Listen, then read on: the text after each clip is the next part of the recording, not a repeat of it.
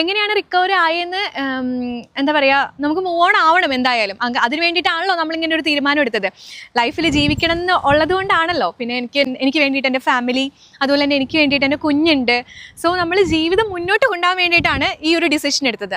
ഇന്നത്തെ ഒരു വീഡിയോ എന്ന് പറയുന്നത് എനിക്ക് ഒരു എന്താ പറയുക, ഒരു വല്ലാത്തൊരു വിഷമം തോന്നിയ ചെയ്യുന്ന ഒരു വീഡിയോ ആണ് സത്യം പറയുക. കാരണം നിങ്ങൾക്ക് എത്ര പേർക്ക് അറിയാമെന്ന് അറിയത്തില്ല.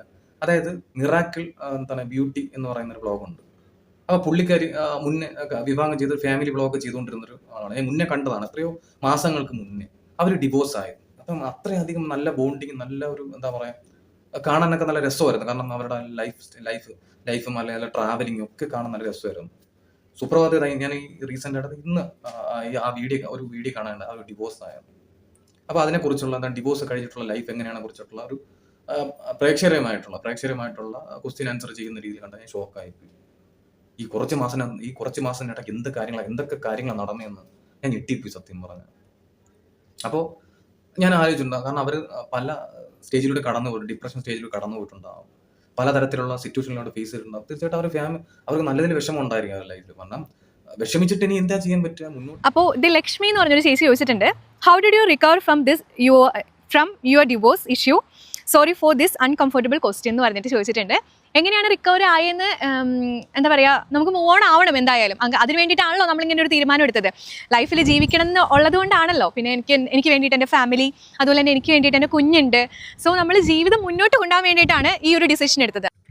അവര് ഒരു കാര്യം തിരിച്ചറിഞ്ഞൊരു കാര്യം എന്ന് അറിയാമോ, അവർക്കൊരു ഫാമിലി ഉണ്ട്, അച്ഛനമ്മ ഉണ്ട്, അവർക്കൊരു കുഞ്ഞുണ്ട്. അപ്പോൾ അതൊക്കെ കാണാം. നമ്മുടെ അച്ഛനും അമ്മയും നമ്മുടെ കഷ്ടപ്പെട്ട് നമ്മളെ വളർത്തി. നിങ്ങളൊന്ന് ആലോചിച്ചു, നിങ്ങളെ പുറകോട്ടം ചിന്തിച്ചു, നിങ്ങളുടെ അച്ഛനും അമ്മയും നിങ്ങൾ എന്തുമാത്രം കഷ്ടപ്പെട്ടിട്ടുണ്ടായിരിക്കും വളർത്തിയിട്ടുണ്ടാകാം അല്ലേ? എന്തുമാത്രം കഷ്ടപ്പെട്ട് നിങ്ങൾ സന്തോഷമായിട്ടിരിക്കണം, എൻ്റെ മകൾ സന്തോഷമായിട്ടിരിക്കണം എന്ന് അല്ലേ ഒന്ന് ആലോചിച്ചിട്ട് എത്രയോ അച്ഛനമ്മമാർ കഷ്ടപ്പെടുന്നുണ്ടായിരിക്കും. നിങ്ങളുടെ മുഖം ഒന്ന് വാടിക്കഴിഞ്ഞാൽ അവർക്ക് എന്തുമാത്രം വിഷമം ഉണ്ടായിരിക്കും ലൈഫിൽ അല്ലേ?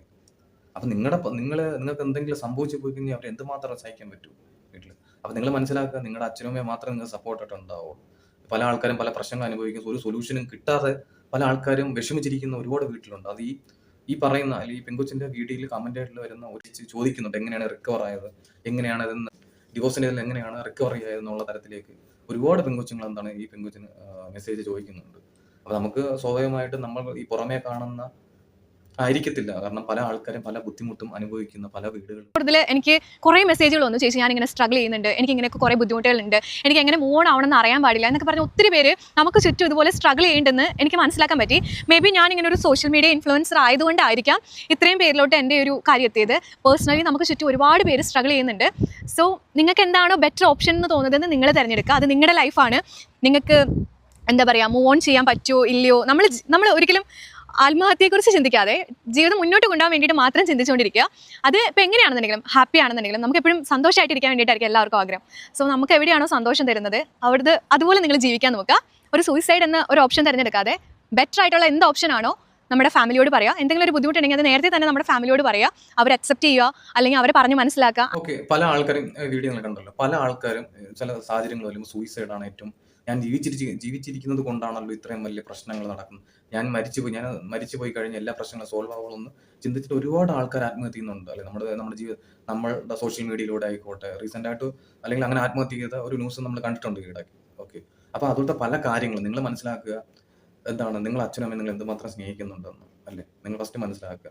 നിങ്ങളുടെ വീട്ടുകാരുടെ സപ്പോർട്ട്, രണ്ടെന്ന് പറയുന്നത് നിങ്ങളുടെ വിദ്യാഭ്യാസം, നിങ്ങൾക്കൊരു ജോലി, ഈ രണ്ട് സാധനം ഉണ്ടെങ്കിൽ തീർച്ചയായിട്ടും നിങ്ങൾക്ക് റിക്കവറായി വരാനേ ഉള്ളൂ.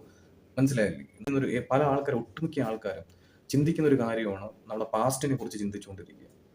എനിക്ക് അങ്ങനെ സംഭവിച്ചു പോലോ, ഇങ്ങനെ സംഭവിച്ചു പോയി കഴിഞ്ഞല്ലോ.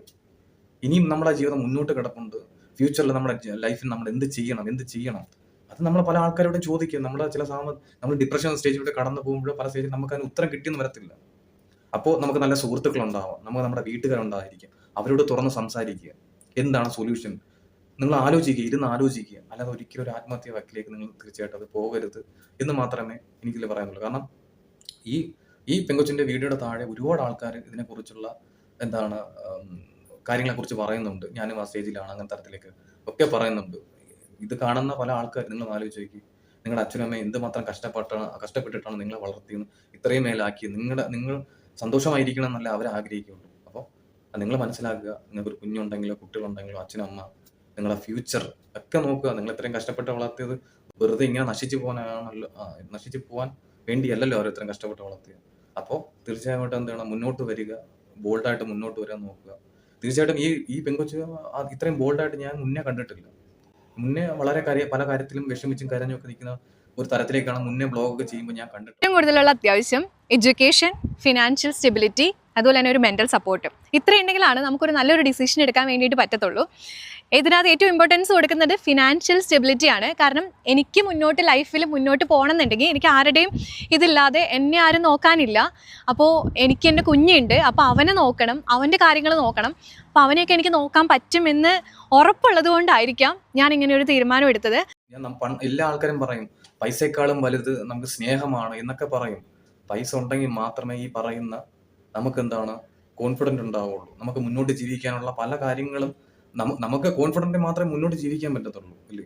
അപ്പോൾ കോൺഫിഡൻറ്റ് ഉണ്ടെങ്കിൽ തീർച്ചയായിട്ടും പൈസ വേണം. പല ആൾക്കാരും പറയും പൈസയെക്കാളും വലുത് സ്നേഹമാണെന്ന് പറയും. നമ്മൾ മനസ്സിലാക്കേണ്ട, പൈസ ഉണ്ടെങ്കിൽ മാത്രമേ നമുക്ക് കോൺഫിഡൻറ്റ് കിട്ടത്തുള്ളൂ. കോൺഫിഡൻറ്റ് കിട്ടിയാൽ മാത്രമേ നമുക്ക് മുന്നോട്ട് നല്ല രീതിയിൽ ജീവിക്കാൻ പറ്റത്തുള്ളൂ. അപ്പോൾ ആ പെങ്കൊച്ചെന്താണ് പറയുന്നത്, നമുക്ക് മെൻ്റൽ സപ്പോർട്ടും വേണം, നല്ല എഡ്യൂക്കേഷൻ വേണം, നമുക്ക് നല്ലൊരു സ്ഥിര വരുമാനം എന്ന സാധനം വേണം. ഇതൊക്കെ ഉണ്ടെങ്കിൽ മാത്രം തീർച്ചയായിട്ടും നിങ്ങൾക്ക് മുന്നോട്ട് വരാമെന്ന് മാത്രമേ ഉള്ളൂ. മനസ്സിലായില്ലേ? അപ്പോൾ എല്ലാവരും എന്താണ് വീഡിയോ കണ്ടിട്ട് നല്ല നല്ല തീരുമാനങ്ങൾ എടുക്കട്ടെ, നല്ല നല്ല കാര്യങ്ങൾ സംഭവിക്കട്ടെ. നിങ്ങളുടെ വീട്ടിൽ നിങ്ങളുടെ അച്ഛനമ്മയും നിങ്ങളുടെ മക്കളായിക്കോട്ടെ ഒക്കെ നിങ്ങൾ എന്താണ് ചിന്തിക്കുക, ആലോചിക്കുക. നല്ല ഫ്യൂച്ചർ നിങ്ങളുടെ മുമ്പിലുണ്ട്. അതൊക്കെ നിങ്ങൾ ചിന്തിക്കുക, ആലോചിക്കുക. നല്ല തീരുമാനം എടുക്കാൻ സാധിക്കട്ടെ. എല്ലാവർക്കും നല്ലത് വരുത്തട്ടെ. Thank you so much.